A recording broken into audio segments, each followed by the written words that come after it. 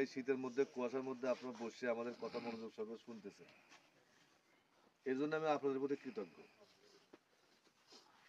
কৃতজ্ঞতা প্রকাশ করে আপনাদের নিকট এই কারণে, আসলে আপনাদের অতি গুরুত্বপূর্ণ সময়, দূর দূরান্ত থেকে অনেক লোক আসছেন দেখতেছি, ওই পাড়াটা থেকে অনেক লোক আসছে,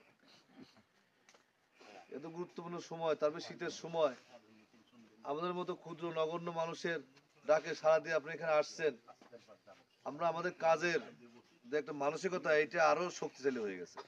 আপনার উপস্থিতিটা আমাদের কাজের যে স্পিরিট, কাজের যে মানসিকতা, ইচ্ছা শক্তি, এটা আরো আমাদের শক্তিশালী হয়ে গেছে।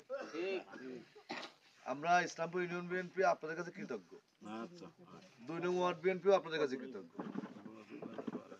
তারপরে এখানে আমরা উপস্থিত হয়েছি একটা বিশেষ উদ্দেশ্যকে সামনে নিয়ে। সেই উদ্দেশ্যটা কি? সেটা হলো আগামীতে